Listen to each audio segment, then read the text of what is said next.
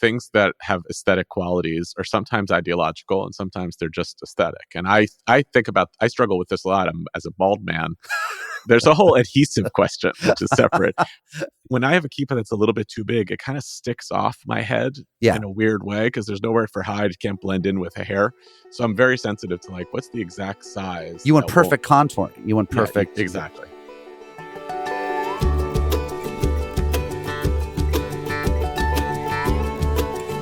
Hey friends, I'm Mark Oppenheimer, and this is Arc with Mark. It is September 15th as I talk to you. And what that means is that the Jewish high holidays are coming up really, really soon. Rosh Hashanah is next week. It has crept up on me. And I was thinking last year when I was in synagogue for Rosh Hashanah that it was the first year in about 17 years that I wasn't primarily concerned with where all of my children were while I was sitting in synagogue. My eldest is now 18. My youngest is now 7. And so last year when they were, 17 and 6, and my youngest was 6 years old, I really could sort of exhale. I knew that he was probably in the children's service and he was probably sitting cross-legged and more or less paying attention. And if he had to go to the bathroom, he could take himself to the bathroom. He didn't need mommy or daddy. And if he needed mommy or daddy, he could come find mommy or daddy in the main sanctuary where the adults were doing their high holiday service. And I hadn't had a day like that in synagogue where I wasn't consumed with juggling the children and thinking about where the children are ever, or at least not since college. I didn't go to synagogue growing up. I first went to high holiday services when I was a freshman in college and did that for 6 or 7 years in an academic context. I was affiliated with universities. I would go to university services. Okay, I didn't have to worry about kids then. Flash forward a few years to my being married and our having a baby pretty soon after our marriage, and my being a member of an adult synagogue community. That is to say, a synagogue community that's not circumscribed or defined by affiliation with a university or a Hillel. So kind of like the real world, as they say. And from the very first in the real world, I was thinking about the baby. And my wife was doing probably 72.6% of the baby care, but I was doing 20-something%. And I had to be mindful and wanted to be mindful of her needs and the baby's needs. And so it went through the births of all of the rest of our 5 children. And in a way, this was totally glorious. I mean, I loved having young children. And there's a part of me that's really, really sad that, that thing is true, which is that every day that I have with my youngest, with my son, is the last day I'll have a child who's that age because we're not having any more children. And so, with every passing day, I'm losing the experience of what it's like to have a child who is 7 years, 2 months, and 3 days old, 7 years, 2 months, and 4 days old, and so forth and so on. And that's a little bit heartbreaking. With regards to synagogue worship, though, there was actually something kind of nice about having to worry about the children because it meant I didn't have to think about my own spiritual life. I didn't have to think about my own inability to access the prayers. I didn't have to think about my own boredom because, let's face it, a lot of ritualized worship can be boring. I didn't have to think about showing up as myself in this space in front of the rabbi and my fellow congregants and God, however one construes God. But last year that changed a little bit. And this year, I think it'll be really fundamentally different. I mean, the children really can take care of themselves. And so I have to figure out, how much do I want to be here? And why do I want to be here? And am I being here for something other than modeling to my children that someday they should be here? In other words, am I just playing the continuity game where I'm showing up to synagogue because I want my children to think that showing up to synagogue is what adults do? Is it just about reinforcing a kind of ongoing cultural script, irrespective of any actual truth value or any actual meaning? I don't think that's true. I don't think that's what I'm doing. But to be honest, I have to cogitate on that more. I have to really reflect on who am I as a Jew now that I'm moving beyond a pretty easy, snug-fitting role of Jewish dad. Being a Jewish dad is something I've gotten really, really comfortable with. I feel like I know how to talk to my kids about Judaism. I feel like I know how to make it fun and make it meaningful and go places with them and sit in synagogue with them and nudge them just enough, but also back off when I'm supposed to back off. And I think that over 18 years, I got pretty good at that. And now I have to figure out, who am I in that space? Who am I these high holidays? So over at arcmag.org, we're going to be running a few essays that are relevant to Judaism and Jewish life at this time of year. And the podcast should reflect that too.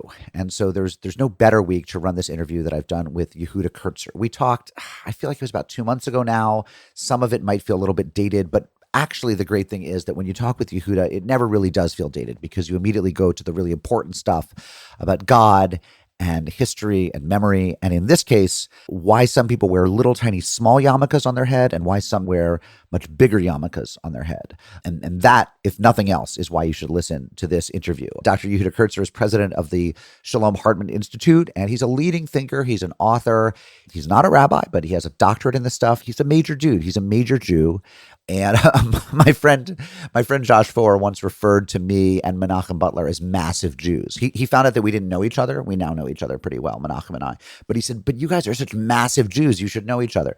Yehuda Kurtzer is a massive Jew, whatever that means. And he is, again, he's head of this think tank called the Hartman Institute, and just an important thinker. He has a podcast of his own that is honestly one of the best if you are interested in not just Jewish life and culture, but American religious life and culture. It's called Identity Crisis. It's identity/crisis. That's Yehuda's podcast. But this that you're about to hear is Yehuda on my podcast, ARC, the podcast. Have a listen.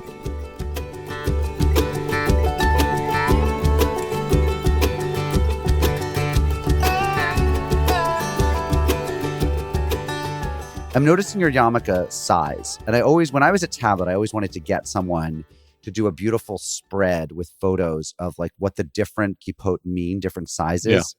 Yeah. I was recently in community with, having a conversation with a young rabbi who had one of those little tiny mini discs. Mm-hmm. You know what I'm talking about, right? Where it's like, yeah.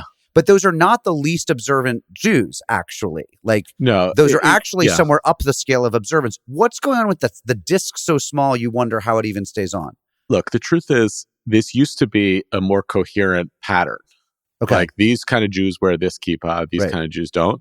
I actually found in the past decade it became total chaos. It's all falling apart. It's all falling apart. Yeah. But like, because there's all this like performative ultra-Orthodoxy with certain type of kippot because people kind of like the aesthetic, but it's not actually their values or their community. And religious Zionist Jews in Israel still kind of stick with the knit kippahs, but sometimes they kind of also wear velvet kippahs, or they wear like the Rabbi Nachman ones. Right. Anyway, so it's hard to kind of use a kippah to like map on a person's ideology. And by the way, there's that guy in Congress now. There's a Republican congressman, I think from Tennessee maybe, who's walking around wearing a kippah as solidarity with the Jews. Who's not Jewish. First person to wear a kippah in Congress. He's not Jewish. One of my favorite pieces, it sank like a stone. I don't think anyone else read it, but one of my favorite pieces I ever wrote was making the point that for all of Joe Lieberman's, professed orthodoxy, and I don't doubt his own sincere religious journey, that in fact, we've never elected a Jew who visibly presents Jewish to a national office. We've never elected a woman who dresses in, frum clothing. We've never elected a man who who not on the Sabbath wears a yarmulke to Congress. And whereas we have elected lots of Christians who probably wear crosses or perform their Christianity in a public way, we've never done that with the Jew. The Jews always present as Gentile in Congress. And like, in fact, if you go online, you'll find more photographs of Barack Obama in a kippah than of Joe Lieberman. And I think that that's an interesting milestone that we haven't met yet, that somebody who looks Jewish, who would, walking down the street, draw the ire of anti-Semites, could go to Congress. We're not there yet. So I want to contest the premise on two fronts. One is, if wearing crosses is an indicator, I would bet that there are members of Congress now, women members of Congress now, who are Jews who wear Star of David necklaces or hostage dog tags, especially post October 7th. I would be shocked if Kathy Manning had no Jewish jewelry. That requires some investigation. Fair enough. But the historical question I would ask is, American Jews did not wear kippot in public really until the 60s. And that was the emergence of kippahs had to do with combination of kind of the identity politics turn and the 6-Day War and a few other things. So it's a little bit funny to say we haven't elected somebody with that, because it's such a it's so countercultural to how kind of even observant American Jews have behaved for a long time. So for our majority Gentile listenership, right? Pre say 60s, even modern Orthodox, what we would now call modern Orthodox Jews, tended to be, not wear yarmulkes, and if they were in the workplace, they'd take their hat off and they'd have nothing on. They'd look like me. That I don't think that was true of like the Aguda, to the extent we had Hasidic or Haredi Jews in America, ultra Orthodox Jews. I think they probably were wearing yarmulkes, but they were a pretty tiny minority before World War II. Yeah, and not politically significant. And it not might, significant. if you really wanted to play this out, you would say that maybe the real test is when would you elect a Jew with a beard, a male Jew with a beard, because that's also like a signal, in some ways, of kind of traditional Jewishness, is not just a man with a kippah, but with a man with a beard. You're right, and all your sort of Joe Liebermans and Gerald Nadlers and whoever else are clean shaven. Oh, of course, almost everyone in Congress is. I mean, the beards are coming back now, but we haven't had a bearded president for a century or so. Yeah, that's right. For the Lubavitcher Rebbe, by the way, for Rabbi Menachem Mendel Schneerson, the Lubavitcher Rebbe, the head of Chabad, the beard was the thing. I mean, he was very, very adamant that to become Chabad, and there's a lot of holiness embedded in those beards. So it's like part of the look that's how a Jew represents, or male Jew represents themselves as public, is without a clean shaven face. And the reason that there are very Orthodox Jews with clean shaven faces, I mean, Torah says you don't shave below the cheekbone. What is the commandment? It says the equivalent. You can't round the skull. Okay. Right. So it's hard to know exactly what that means. It's probably some version of an ancient idolatrous haircut that involved rounding. I mean, it has come to mean basically cutting the sideburns. But so when I see very observant Jews who have the sideburns but otherwise are clean shaven, are they using razors, or are they using depilator? Isn't there an anti-razor thing about it, or am I completely inventing it? Yeah, there's an anti-razor bias that in traditional communities, the custom is to use something that resembles clippers more than a razor. So most electric shavers are okay because they're basically codified as scissors as opposed to being a razor. But for the Lubavitcher Rebbe, it was a cultural thing. It was like Mazorah. It was tradition, right? You have to have the beard.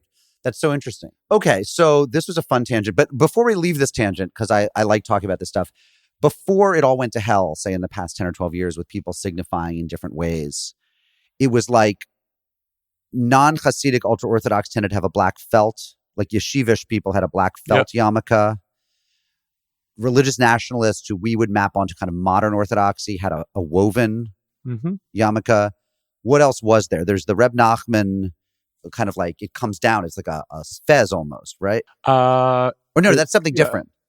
I don't know what the term is. Skull cap, like something that was pulled down, knit but woven and pulled down like close around the ears. Was a Breslover. You have like centrist Orthodox Jews would wear suede kippahs. Those are pretty common also because they kind of just blend in. And to me, the suede is like the indefensible one because you're murdering an animal. There's no reason you need leather on your head. They look hot. If you're in the sun, they'll be the least comfortable. There's no grip underneath, so I would imagine it's harder for them to stay on your head. They just reek to me of sort of somebody's bar mitzvah kippah, the party favorite, the bar mitzvah. Yeah, that's probably right. The bar mitzvah kippah of choice has now shifted entirely to a different material, kind of a cloth material. Easy to produce, cheaper than suede. Suede are expensive. But anyway, the adhesive issue has nothing to do with suede. I mean, you got a bobby pin, you got a clip, or now you have like something attached on the inside of a kippah to keep it on your head. Well, only in that the woven ones, I think, kind of interact with the hair a bit more and may give you a little more grip. But they feel better. And I would think they feel better. Okay, but getting back to my original question, and then we'll talk about things like Jewish continuity and the rabbi shortage, the important stuff. The little disc, the one that's so small that you can't even see it if the person's, unless they're leaning way over. What is that? So I understand it a little bit better in Israel. What it kind of signals in Israel is I grew up in a religious community, a religious Zionist community, usually modern Orthodox. Yeah. And I'm loosely connected to it since. I probably was in the army. And and when I go back to my parents' home, I got to stick something on, and this one fits kind of neatly in the pocket. Interesting. It's kind of like on the border of in and out a little bit. I haven't seen a lot of them here, but it's inobtrusive. It's a way of saying it, right? When I've seen them here, I've honestly, I see them. I live in a college town. I see undergrads. I've seen them on maybe 3 or 4 guys over the years. And in every case, and I have no idea what this connotes, but in every case, it was a really good looking, sort of jacked, bro-y kind of guy who was into his body, the buzz cut. It was never sitting on top of like a big fro. It was always like sitting on top of like a buzz cut. It was a guy who wanted to look like he was, special forces or, a model or something. He was a guy who was into his look. It was a really kind of a style conscious guy. Wanted to rock this little disc. And I don't think it's that he's hiding his Judaism. That's not my sense. It's that it's sleeker, right? It's the same way he has a tight t-shirt. He has a tight little kippah, not one of those loosey-goosey. Right. So I guess what you're saying is, and I think we know this, like things that have aesthetic qualities are sometimes ideological and sometimes they're just aesthetic. And I struggle with this a lot. As a bald man, there's a whole adhesive question, which is separate.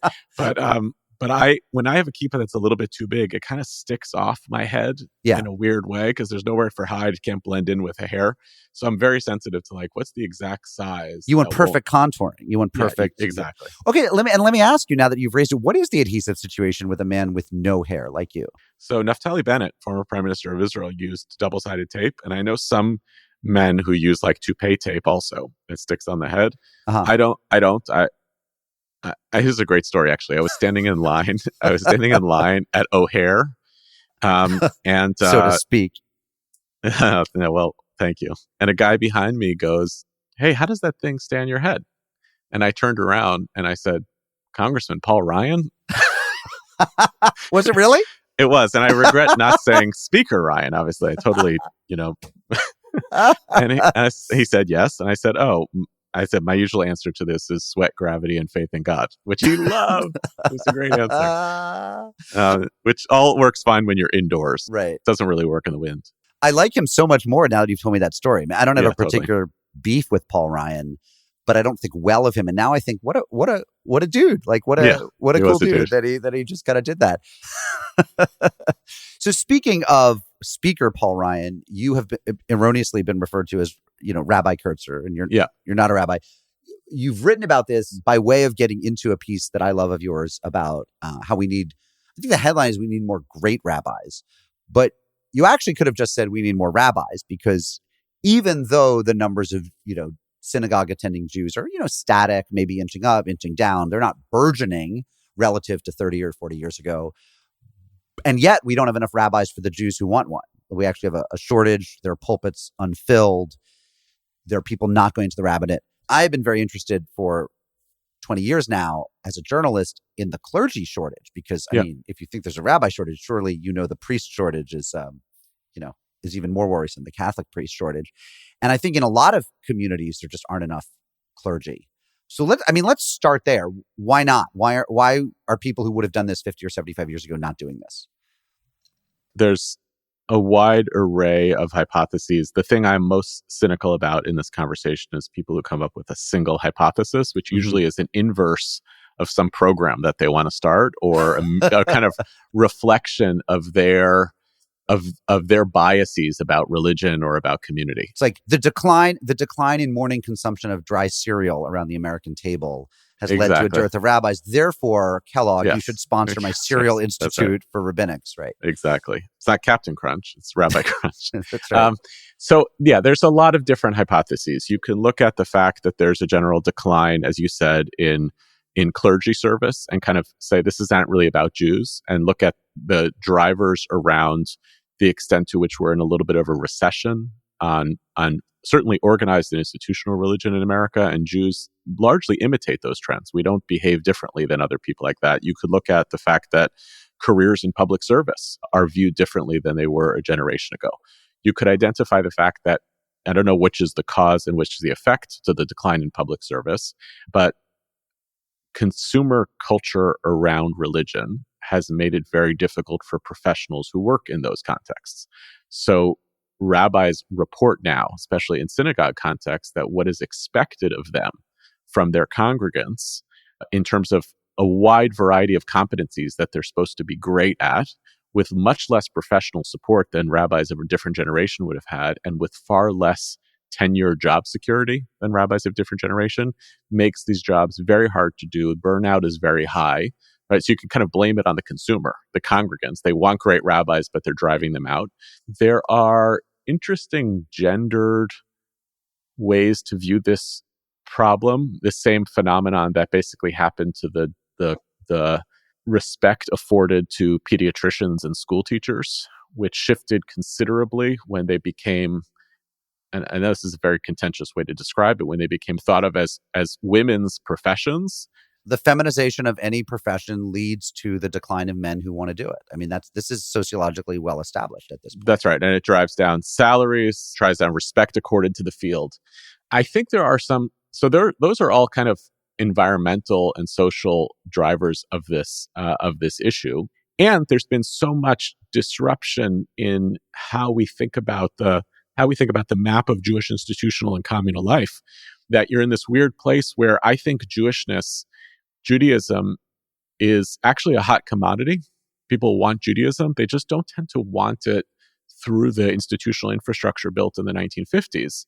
And so there's a weird economy of what does it mean to go into this profession where some of the most exciting stuff is actually entrepreneurial as opposed to built in. What does that do to the job pool and to the types of people who are willing to go into this? And the people looking for something entrepreneurial in their rabbi, the people looking for the interesting startup that meets in the coffee shop, they don't want to pay for it as much as, or they aren't as willing to pay for it as the people who just wanted to kind of pay their annual dues to a synagogue. Especially when Americans were churched, Jews were also churched, and therefore these synagogues had huge membership numbers and therefore secure, revenue lines. So there are specific issues, though, I think, in the Jewish community and kind of the evolution of Judaism in America, which is something really happened in the 60s and 70s, I think connected to the civil rights movement, where rabbinic leadership started to become encoded much more with what you might call prophetic leadership. I think this has to do with the history of the Reform movement. As I said, the civil rights movement,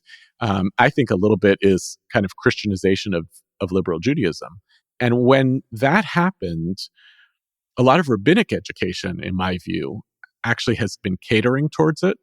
And as a result, folks who are going into the rabbinate tend to be going in thinking that these jobs are about pursuing justice, which is very different than jobs that are about providing care, pastoral service, spiritual wisdom, etc. And those folks, by the way, when that becomes the main objective of people going into the field, other people who might have gone into this role for other traditional reasons look at it and they're like, no, I don't really want to be an activist, therefore I'm not going to become a rabbi. So it also kind of fuels the shifting of the pipeline. And that's not about the broader ecosystem necessarily of religion in America. It's about kind of internal stuff happening in how we think about what a rabbi is supposed to be, which I think has been bad for the pipeline. You're being very, very nice to the current rabbis. I mean, one of my observations over just having interviewed a lot of them is that, and this is truer in the liberal branches of Judaism than in, I think there are different, I would stereotype the problems in Orthodox Jewish clergy differently. I would have different stereotypes for them, no less flattering. But the stereotype that has a grain of truth in it when you're talking about Reform and to some extent conservative rabbis, I always say is a lot of them seem like they went into this because they were just the best goddamn counselor at Jewish summer camp or the most active person at College Hillel. And somebody said to them, you'd be a great rabbi. But they were neither sufficiently interested in texts and Jewish learning, nor in necessarily the hospital visits because being a song leader, being a ruach leader, a spirit leader is not the same thing as doing marital counseling, visiting people in the hospital, visiting people who've just lost a child, etc. And so you end up with people who have their mode is that they want to lead really fun services or they want to get people psyched. They don't necessarily think of it in terms of relational wisdom, pastoral care, and so forth. And that also seems to me in a weird way, maybe a side effect of the fact that there were in the 60s and 70s a lot of great song leaders, a lot of great fellowship leaders. And so that too became a model, which is like the turbocharged camp counselor. Yeah, look, I am charitable towards rabbis, partly because I know a lot of really good ones, but also because in general, I believe more honey will attract rabbis than vinegar. Like, it's better for us to set up sure. the template of the good rabbis and try to recruit more people Right. like them. I think you're onto something important, which is that it's true. The most common way in which future rabbis are tapped by older people, by mentors, which, by the way, is a really essential way to build the pipeline, tends to be not you would be a great rabbi, but you seem to love Judaism. And therefore, and the job that a person does who loves Judaism is this, which is not true. To love Judaism can make you a great congregant, right? To love Judaism can make you a great educator or Jewish professional, etc. But it becomes like, you love Judaism, you must be a rabbi, as opposed to us taking an approach as the Jewish community of saying, who are actually our best and brightest, which was for many centuries, the people who became sages were the best and the brightest. In fact, it was considered an incredible thing. Like, I have this really bright kid. I want to set them off to become the literate, the learned, right? And it's not necessarily what we tend to commodify in liberal communities, is that the best, brightest, most learned people should be our rabbis. And by the way, it might necessarily mean that they're great at hospital visits. So it would also require a little bit of a shift of what's the exemplar of rabbinic leadership that we would need. Well, so that's a great question, right? Because, so you take your average Reform temple or most conservative synagogues as well. And first of all, the congregants, the type they want isn't necessarily the sage. They'd like that person to be able to play at sagacity, to perform sageness. But in hiring, they have a lot of other things they want. They want warmth, they want conviviality, they want the hospital visits. I remember someone saying to me where he was so sad that his old rabbi left because that rabbi could talk Philadelphia Flyers with his kids, like NHL hockey knowledge in a hockey city. And this person meant this in all seriousness. And this person was a serious Jew. This person was not a frivolous human being, this person, but that had mattered in terms of the old rabbi's relationality to the congregation. So let's take that average Reform temple. They don't want the old model of just the best and the brightest as the qualification. But I think it tends to fail when the model they get is just somebody who's like overflowing with love for Judaism, but doesn't necessarily have another skill set. If you could engineer the right person for that job, who is it? What is there? And assuming that he or she's not a superhero, but an actual human being, what does the basket of skills look like? I think the model doesn't fail when they get somebody weak. The model fails when they have a certain vision of the kind of rabbi that they want, and the person isn't that exact kind of rabbi, or when they don't know what kind of rabbi they want, or they have expectations that their rabbis are supposed to be great at everything, right? Because, yes, let's acknowledge that there are going to be great rabbis who are great pastors. There are going to be great rabbis who are great educators. We have great rabbis who are great sages and sermon givers, and great rabbis who are community organizers. So you could have a great rabbi for every community in the country as long as it knew that's what we want. We want to get an awesome educator, and we're going to compensate around those things that the rabbi isn't great at, either through lay leadership or other professional staff, or just knowing we're accepting something and there's a trade-off on the other end. And right now, part of the problem is, well, we actually kind of want all these things. We're unwilling to prioritize them. And by the way, it's very, very rare. There are some that you're going to find a rabbi who's just A+ at all of these things. And it doesn't mean they're a bad rabbi. It's just like they're let's figure out how to align those things. And that, from that standpoint, like, the ecosystem has to be thinking about how many rabbis do we need who are in each of these columns to be able to ensure that. How do you compensate for, and I'm thinking of a few clergy, actually one's not a rabbi, one's a Protestant minister. I think a few clergy who were excellent, who were good sages, very bright people, good sermonizers, good managerial, like good at all the sort of bookish and ledger stuff, but just hated pastoral visits and were bad at them, hospital visits, let's say. Assuming you don't have the money for a second clergy person, how do you compensate around that if someone can't sit with someone who's dying in an empathic and kind of steady way? Look, it might be that you say, okay, listen, that's the sine qua non, right? That might be the case. I think many rabbis would say, yeah, that's probably the most important thing you need to do. If you're a rabbi of a congregation, you might say to that person, listen, if you really don't want to do that kind of work, there are other rabbinic jobs that are available to you, right? In education and in other sectors. It might not be that running a congregation requires of you to be a pastor, which requires that kind of bedside manner, those relational skills. There too, it's an ecosystem question. There's no such thing anymore as like creating rabbis for the obvious professional pathway that they're supposed to go. Where we have a real problem right now is that to the extent that we're training rabbis, most of them don't want to go to pulpits. So, so they know that there are a wide variety of options available to them, but the place that's most starving for talent are kind of traditional synagogue pulpits.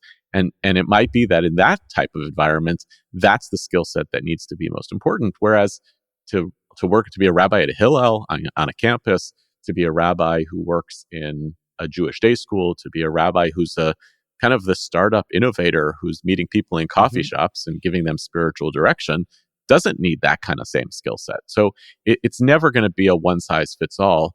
And by the way, even in the heyday where we had a lot of rabbis, it certainly wasn't. I mean, that was like, you get this pretty well from a serious man.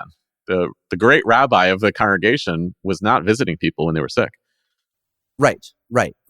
And a lot of rabbis held pulpits for decades who were pretty mediocre in all of it. I mean, and almost held their congregants captive in a sense, because congregations didn't feel they could fire the elder statesmen. They were statesmen. They were sometimes in awe of the rabbi, or a few wealthy members of the board loved the rabbi, and so everyone else kind of had no choice, basically. So no, it was far from perfect. How is it that, given the fabulous wealth that some Jews have, not me and you, and not most Jews, but given that there is a lot of philanthropic wealth in the community because of, several hundreds of very generous and rich people, that we haven't made rabbinic education free? This has always struck me as if there's a single bullet to getting more people into the rabbinate, it would be saying to them, as we say to doctoral students, you'll go for free and we'll give you a stipend. Yeah.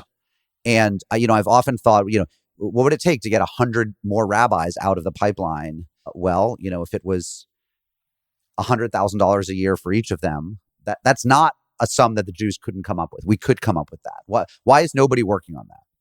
So there are people working on it, and we're running our own pilot of a new rabbinic ordination program at Hartman. We're in the middle of first cohort, recruiting the second, and one of the things that's the basic criteria for us, our willingness to do this program, is that it's fully subsidized. The program, the cost is subsidized plus the stipend. It happens to be a mid-career program, so we've accounted for a lot of different variables. So what's the stipend? The stipend we provide is $20,000, which basically covers the cost of the housing and relocation for the various components of the program. They can't quit their job. We don't need them to quit their job. We built it in a way that doesn't require them to do so. What you're describing, I agree with you, Mark, is a scandal. It's a scandal of a Jewish community that does not say we have a very, very essential role for the spiritual health of our community, but we're actually not willing to pay for people to be able to do this in ways that are different from any other graduate job. We're not willing to signal at the outset of their career that their training is so important to us because they are important to us, that we know that they're making financial sacrifices to be in this line of work, and it's a priority to us. This is a big difference between the liberal movements and the Orthodox movements. Not liberal movements have different financial structures. Many of the schools now actually do find ways to waive tuition or to provide some sort of fellowship, but nowhere near at scale what happens in Orthodoxy, so much so that, if I'm not mistaken, the majority of rabbinical students at Yeshiva University don't actually become professional rabbis, but they feel that they have the flexibility earlier in their career to get a rabbinic education, and then they go off and be an accountant or whatever it is. What that gives to a community is knowledge. It puts people in the pews who have rabbinic knowledge, and that changes the whole texture of a community. It's a scandal. And what it really tells us, we know the answer to this. Communities put their dollars where they consider their priorities. And in our community, philanthropic dollars, unfortunately, go primarily towards defensive and protective philanthropic agendas related to the state of Israel, to fighting anti-Semitism, and they don't go towards, overwhelmingly, they don't go towards the basic spiritual needs and health of our community. And they go towards, and I'm not trying to be, I don't want to be the vinegar rather than the honey, to use your metaphor, but they go towards JCCs, they go towards squash courts, they go toward a lot of things that aren't learning, and some of them are valuable things. I'm glad I have the pool to swim in at my JCC, but I think most of the people whose names are on the plaques at the JCC would not give the same amount of money to a Jewish day school. Some of them would, but a lot of them wouldn't. A lot of them wouldn't. That strikes me as a problem. Yeah, that's right. And a lot of philanthropic dollars are local. So, I had a great story actually from I heard secondhand from a Syrian community in Brooklyn that thinks in very interesting ways about rabbis as particular people who are meant to serve communities. And the story was described to me as like, this particular community is spending an untold amount of money to basically train the next rabbi for that community. In other words, they're not waiting for the field to produce a set of interview candidates, but they identified a young person. It's like the Dalai Lama. It's like, don't they find a 7-year-old and say, you're the next Dalai Lama, whether you like it or not, kid. That's right. He's working at a great job. They said to him, we think you should leave your job and become a rabbi. We're willing to pay you your salary for the next 5 years to train. And then we're willing to guarantee your salary for the next 30 years, 40 years in our community. So even if Jewish philanthropy is local, the JCC, or even the synagogue, you would have to change the model where someone would say, we are going to invest in building our rabbi for the future. We're not going to wait to see who JTS or HUC sends us when it comes to the search process. We're going to actually do it ourselves. Now, it's a little bit dangerous because then you're going to wind up with a situation where the wealthy congregations can guarantee their own continuity, which is, by the way, already the case. Top congregations in America are always picking up the top of the pool. So you don't really want that type of scenario to happen, but you do need a little bit of a groundswell that says this is a collective challenge for the future spiritual health of our community and the current maintenance of our spiritual health. We're willing to invest that 100, 200 liberal young superstars every year are getting recruited on campus, told to make their lives for the Jewish people, and guaranteed. Or not on campus, but in their 20s, like they're showing up at events in New York or Chicago, or they're on staff at Camp Ramah at 24 doing something like they're found somewhere relatively early. I don't think it has to be on campus. Maybe, but I think the Jewish community should be doing more on campus recruiting in general. That's a whole separate thing. But I would say try the thought experiment the other way, which is, I use this example a lot. I think I learned it from Rabbi David Steinhardt in Boca. The NBA knows if you're a great basketball player at age 11 or 12. They know who you are. And I think if we worked at it, 11 or 12, they do. No, but I'm saying, would you go if we worked at it? Was that going to we could find kids? No, bar mitzvah age. Bar mitzvah age is a crucible. Well, look, I mean, I have some kids in my house who I think would be splendid rabbis. Do you tell them that? I do. There is some, and they have tremendous reverence for our rabbi, Eric Woodward, who's a great rabbi.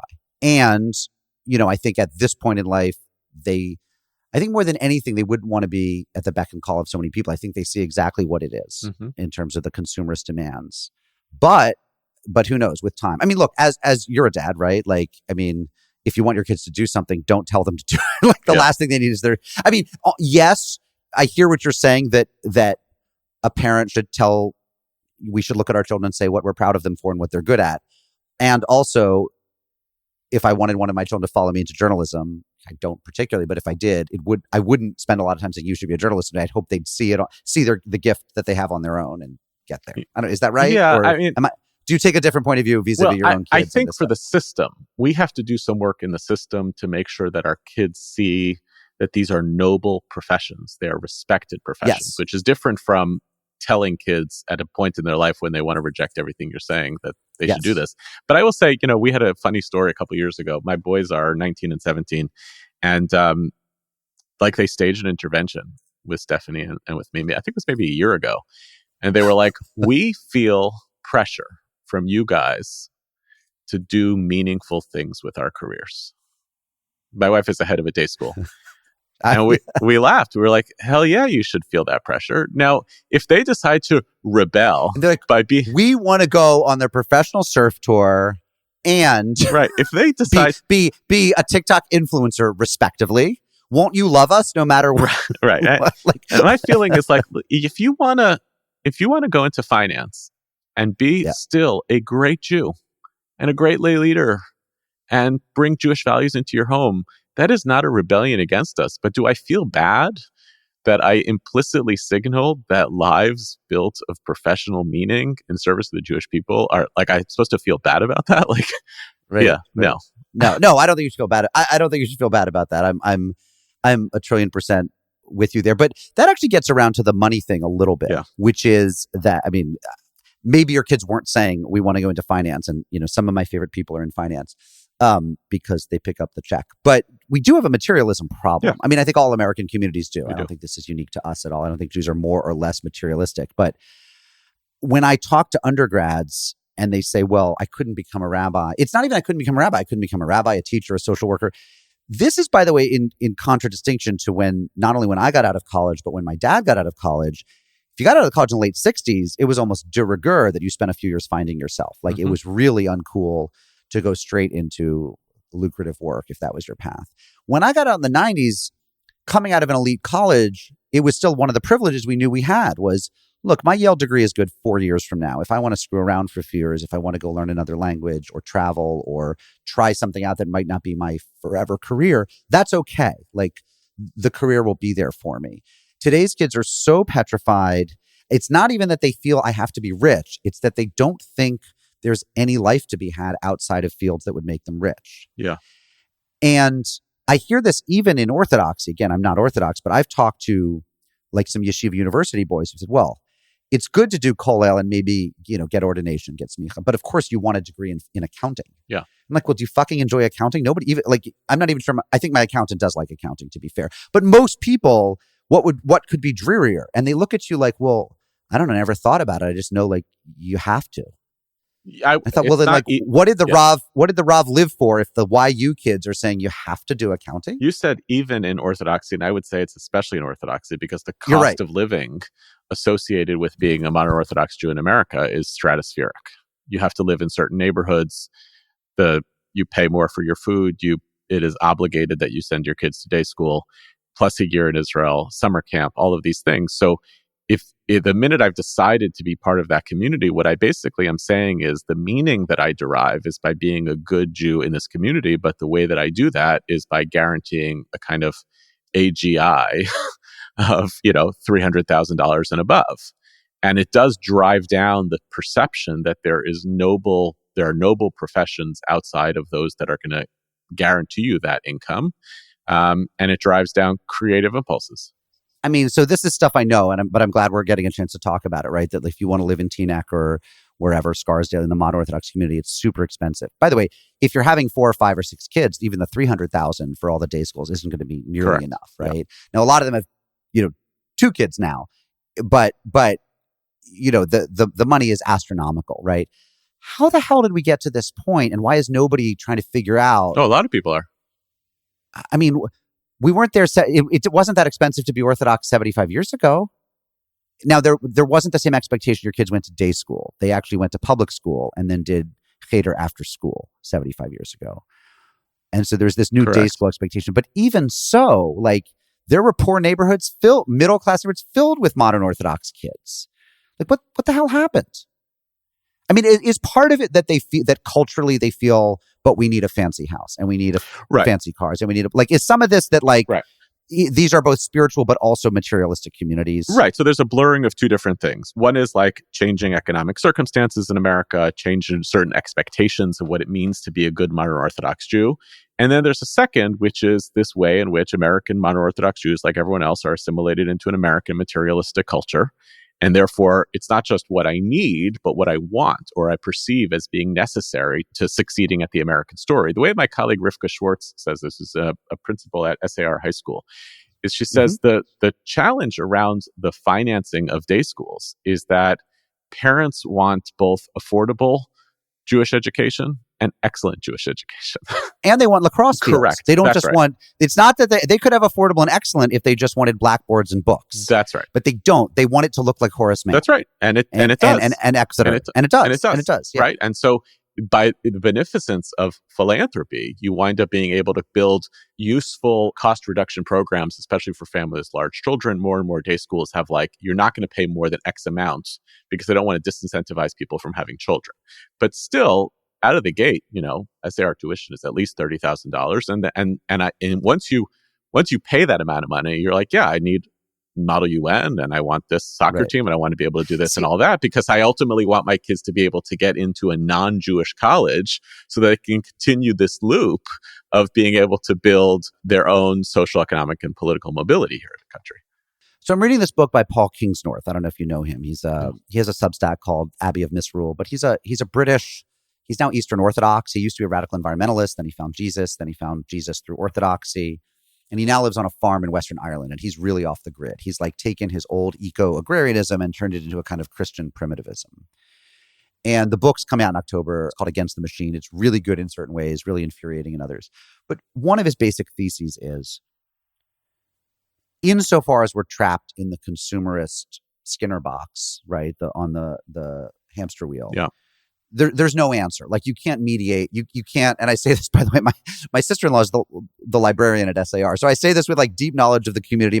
Two of my kids are in day school. Like, I'm in this consumerist world, and I'm not throwing shade on the people who are in it with me. We're all trapped. But his take is, you can't futz around the edges. Like, you actually have to get out of it. You have to go live somewhere that's affordable. You have to understand your children may not have mobility, but they'll have love. You have to throw out the devices. You have to not care if they go to Harvard or even Binghamton or Stony Brook or Maryland or one of the other places with a lot of Jewish students. He's, of course, talking about Christians. He's saying, like, if what you care about is God and living in a godly way, you actually have to stop caring about that other stuff. The consumerism will always win. You won't have the strength of character if you situate yourself in these communities to be the person with like really good values. You have to kind of get out of them and find a counterculture somehow. And I'm not at the end of the book where he tells us how, except moving to Western Ireland. But I mean, do you ever feel that way? What do you think about that kind of radical despair about the consumerist trap? I feel it's halfway right. And the halfway part is, I think fundamentally it's true that those who care about larger values, community, spirituality, etc., you're just not going to find it through the consumer orientation which characterizes this country, so the market capitalist orientation. Synagogues are thriving when they can be market capitalists, and I think that's like a short-term win and a long-term loss. Where I resist it a little bit is that it sounds more Christian than Jewish, because Jewishness has no I don't think Judaism rather, has the same kind of intrinsic opposition to wealth that pious Christianity developed. By the way, it's not like they were consistent on this. The church is pretty wealthy, but like, I mean, he hates most of his fellow Christians and Christian institutions, to be clear. Right. I mean, feasting is a piece of Jewish tradition, and being comfortable. Those are things that we have actually really interesting Jewish texts around. So I don't want it to be doctrinal. Like, Jews are supposed to be kind of anti-consumption, but we are supposed to be anti-materialistic, and certainly we're not built for allowing Judaism to have been remade as basically something that's supposed to operate as, shaped by material capital culture. And I see this really eroding traditional communities in America. You see it with the growing cruise, wow, here the Passover trips, Cancun, and the cruises were just wildly expensive, and there's nothing that's spared. Where it's like every imaginable cuisine is rendered as kosher, and it's just like, yeah, I know you can do that, you can pull it off, but like, is it such a significant, is the value of keeping kosher so significant that it kind of erases all of the other countercultural behaviors that keeping kosher was supposed to kind of signify? Right, it's supposed to set you apart. So if you can have a cruise with kosher sushi, kosher Wagyu beef, kosher whatever, then you're an imitation of the Goyim in a sense. I remember, so I didn't know that there were these Passover trips. And for those who don't know what we're talking about, for the week of Passover, there's all these foods you're not supposed to eat and dishes you're not supposed to use. And so traditionally, one way you would answer this in your own house is you would set aside all your normal food and have to restock with kosher for Passover food and take out separate dishes. If you have money, you can now go to a resort where the resort kitchen has been restocked for kosher for Passover food. So you can do your whole Passover in Cancun or on a cruise ship or whatever. And there's often guest speakers and there might be bands and there might be there's entertainment for the week and your kids have the week off from school because they're at Jewish day school. When I learned about this, I said to one friend of mine who is modern Orthodox and has some money, I said, is this what your family does? And she said, well, it's what everyone does. And I said, so have you done it all your life? And she said, well, it started when I was 11 or 12. She was maybe 27 or 28 at the time, young mother. And I said, so is this what you do with your kids? And she said, well, of course, my parents pay for it. They want all the cousins together. So we always take a cruise somewhere different for Passover. And I said, so that means that the Passover of our nostalgic lore, which is at Bubby's table, eating the matzo ball soup and, the brisket and whatever, but having traditions at grandma's house doesn't exist for thousands and thousands of American Orthodox families. They actually don't gather at somebody's house and run around and play games in the basement. They're always off on a different decadent trip. And she hadn't thought of it that way, but she said, yeah, that's right. And I wanted to stab my eyeballs out. How does the community not know that's fucked up? I said it, you didn't. But how do they not know we're broken? We're broken if that's what we're doing.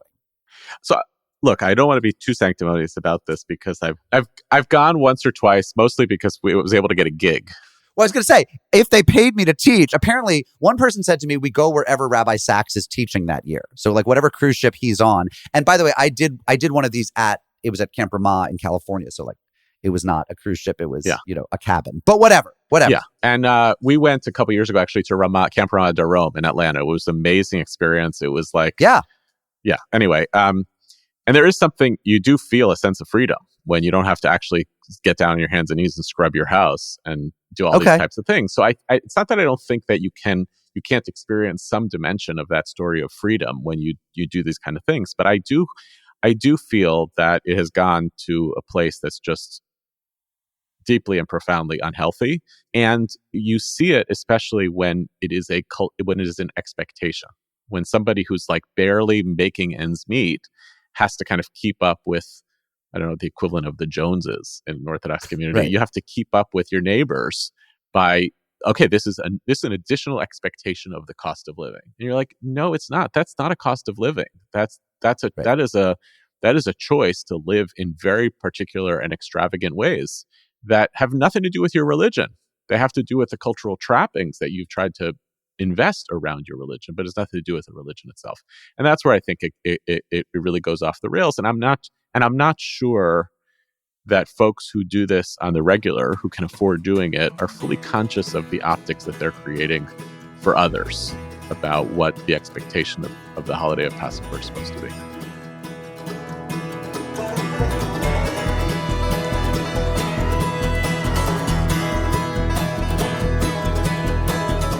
I hope you're enjoying this interview with Yehuda Kurtzer.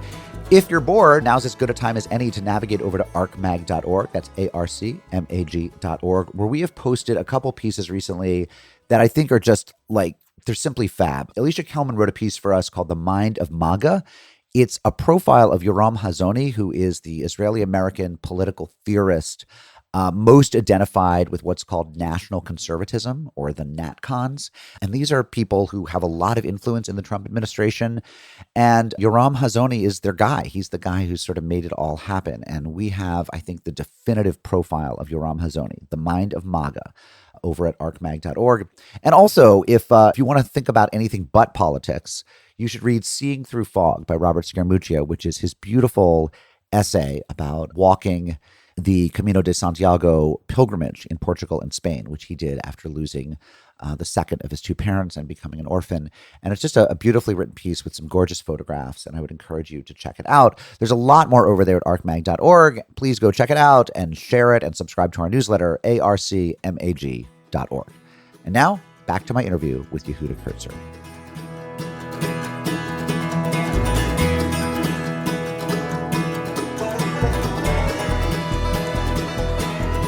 What are you guys working on at the Hartman Institute? What's the important stuff going on right now? So I would say, for the last 2 years since October 7th, we have been obviously, for all imaginable reasons, focused a lot on Israel, on the challenges, the crisis in Israel, the crisis that is created around liberal Zionism for American Jews in a variety of different ways, both the challenges of liberalism here within in here the second Trump administration, but also questions of the relationship between American Jews and Israel. Those have been bread and butter issues for a long time, but partly because we're divided between an Israeli and a North American staff, they're just also so deeply in the lives of all of our people.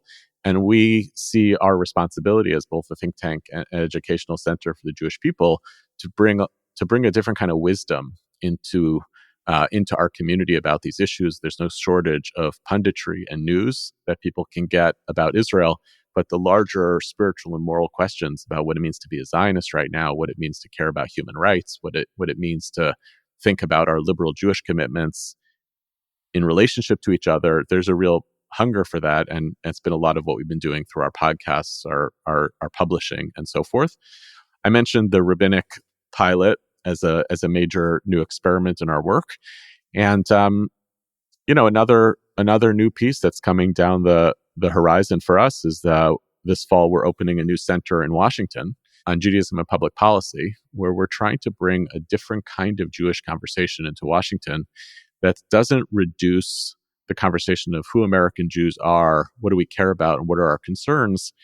It tries to resist the partisanization of Judaism in America, and to try to re-articulate, like, to be a Jew in America has been an incredibly interesting and noble project that American Jews have been trying to build, and we're kind of letting it go because we're acting like other dumb Americans in trading our serious ideological commitments for the stuff of partisanship and trying to win elections. So those are some of the kind of both ideas and projects that we're trying to build out in the next couple of years.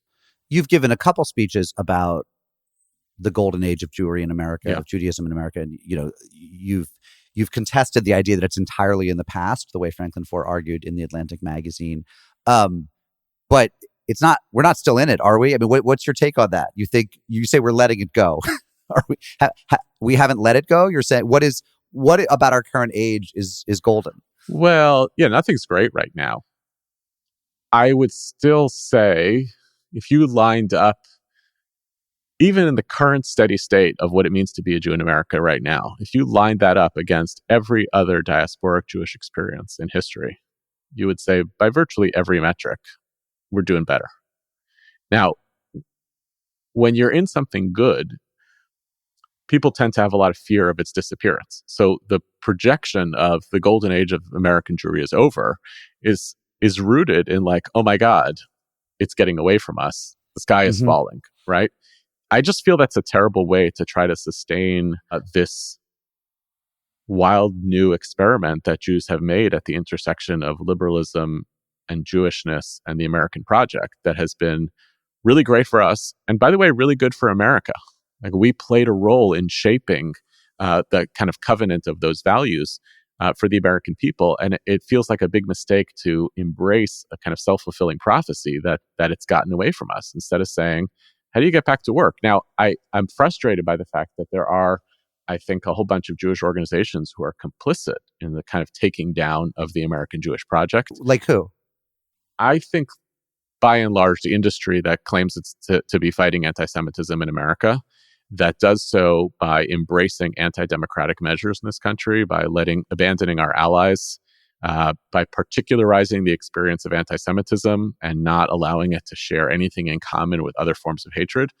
I think that is just a total abandonment of the Jewish project. And I what I want us to do is say, what were the raw materials ideologically that constituted what we as Jews built in America over this period of time, and reinvest in those. I don't care about, like,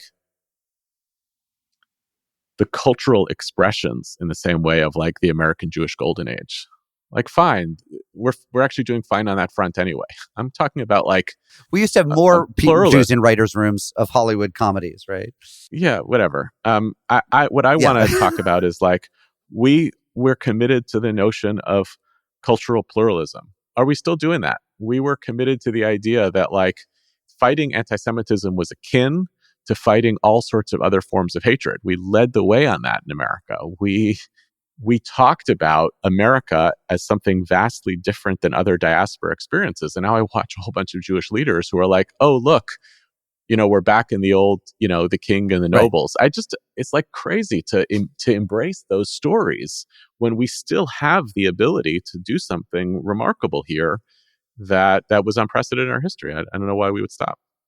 Did you get the email I got this morning that one of the major Jewish philanthropies is starting a new project to rate colleges as healthy for Jewish? Like, so the ADL already has a report card, and now the Tikva Foundation is going to have their own report card. And I mean, maybe it'll be a better report card, but it strikes me these are the worst ideas. It's sort of giving out report cards to universities on, right? Like there's something so defensive about that as opposed to. Yeah, when I had you on the podcast to talk about Jews in the Ivy League and the work that you had done with that podcast series, which was so great. When Jews first experienced anti-Semitism in these institutions, what did we do? We're like, we're going to beat it. Yeah. You can't keep us out. Yeah. And that meant investing in those institutions despite their anti-Semitism. And instead, our community is saying like, oh, you're inhospitable to us. We're going to fight you. We're going to participate in federal efforts to dismantle the university that have nothing to do with anti-Semitism. They're about a conservative plan that's been around for a decade to dismantle higher education because they perceived that they couldn't win the battle of ideas through those contexts. It's just nuts. Our job right now is to say, if these are part of the vital infrastructure of building American society, we got to stay in it and fight for it. Well, no one ever said Jews were smart.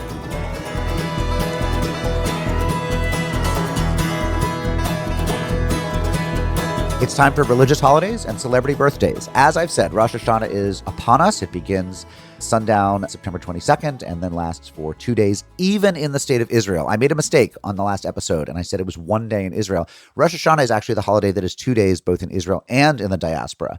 It's followed up by Tzom Gedalia, the Feast of Gedalia, and Yom Kippur, and Sukkot, and Simchat Torah, and Shmini Atzeret. Like, this is the season when little Jewish kids at little Jewish day schools are never in school. So many days off, so much parental complaining.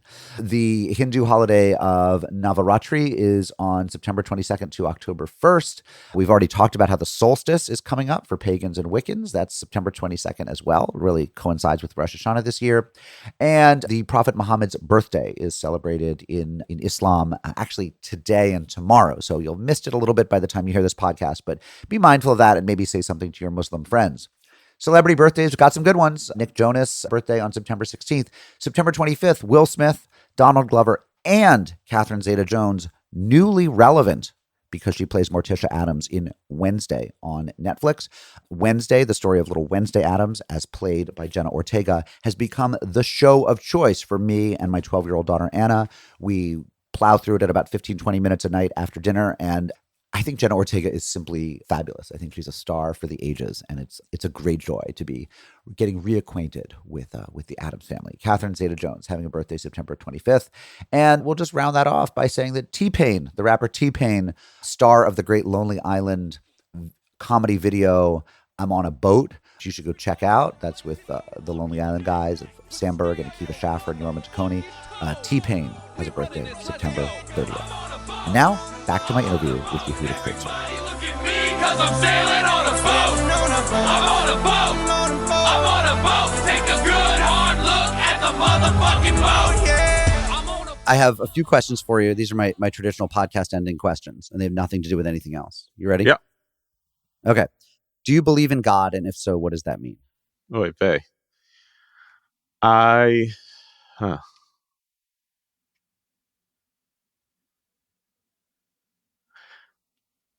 I don't know that I conventionally believe in God.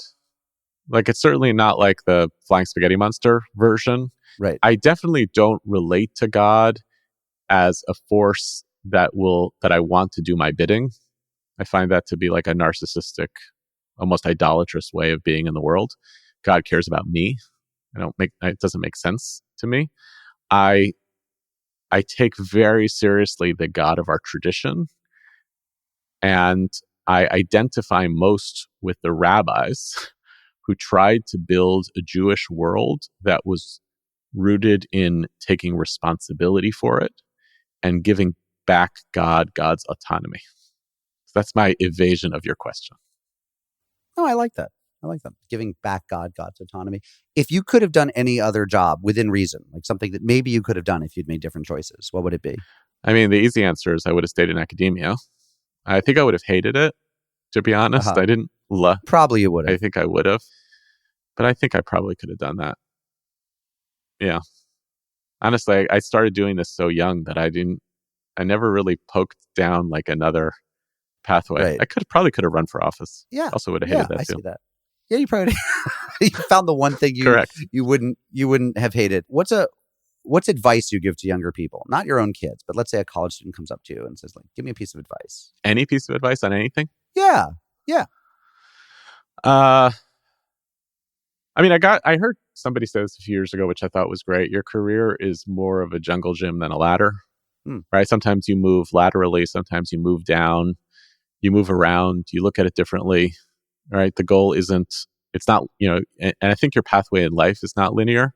I also remember early on, I had a friend who told me, I think we were 19 or 20, about his 10-year plan for his life.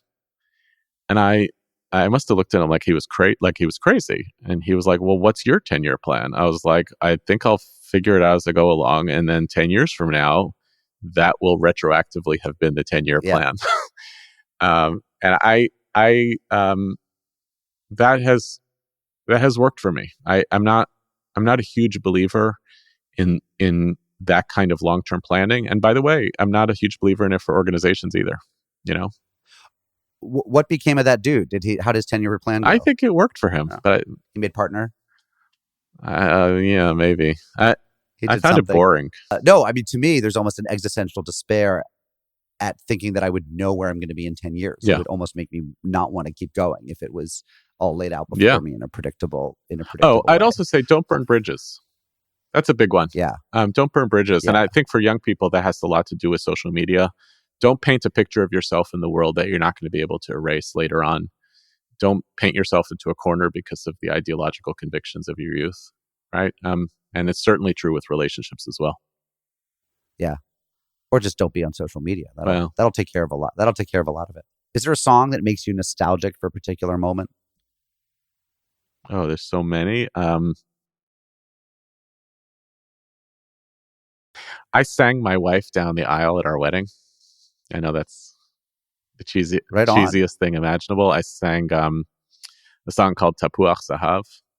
They're called an orange or a golden apple by Arik Einstein, Israeli singer. So I can't hear that song without thinking about that awesome moment when all of my wife's mother's friends fell in love with me.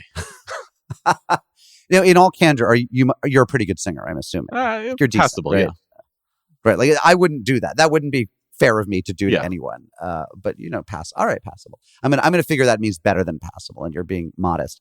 And finally, can you give us something to watch and something to read? I'm in the middle of watching Yellowstone, which I love. I don't know how and why. I haven't seen it. You always read about it as like the show that Red State America loves that liberals like me have never heard of. And in my case, that's kind of true. I've never seen it. But. So I actually I found it to be kind of a combination of like Succession, but in a non-corporate environment. It's the same kind of story, patriarchal figure, semi-dysfunctional children trying to think about the future, continuity of the business, all of these things. It has all of these aspects of kind of Western culture that I never thought I'd find interesting. And it's also kind of a telenovela. So I kind of love that. What did I just read? I just finished reading Fleischman is in Trouble. Oh, yeah. Good book. Which I, at the beginning, was like, oh, okay, I think I know what this is. And by the end, I was crying. And I was like, oh, this is a really, actually deep book about relationships. And I'm trying desperately to interview the author because her two books have a lot to say about Jews. And You've read Long Island Compromise. I read Long Island Compromise first. This is Taffy Brodesser-Ackner, who's great. That's interesting. You read it first. Yeah, they're both great. They're different, but they're great. And they're very Jewy. I mean, they're super Jewy. They're very Jewy. And sometimes, sometimes fiction writers, they don't want to like go deep on that. But I kind of want to have that conversation with her. Well, and she's a fellow Ramah mom. I mean, she'll and she's, her mother and sisters are Orthodox. And so, she'll go deep. Yeah. So Yehuda Kurtzer, CEO, Rosh Yeshiva, head macher. Just president. Just president. of Hartman North America. Thank you for joining me. Thanks for having me, Mark.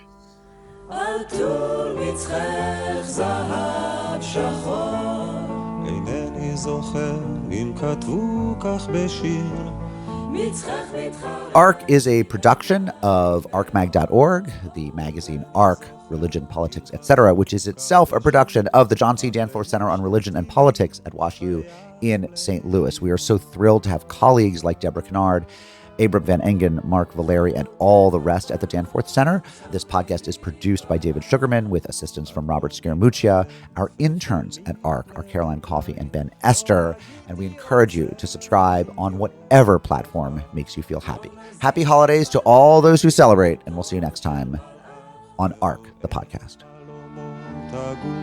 של קדושה ולמולו התשעה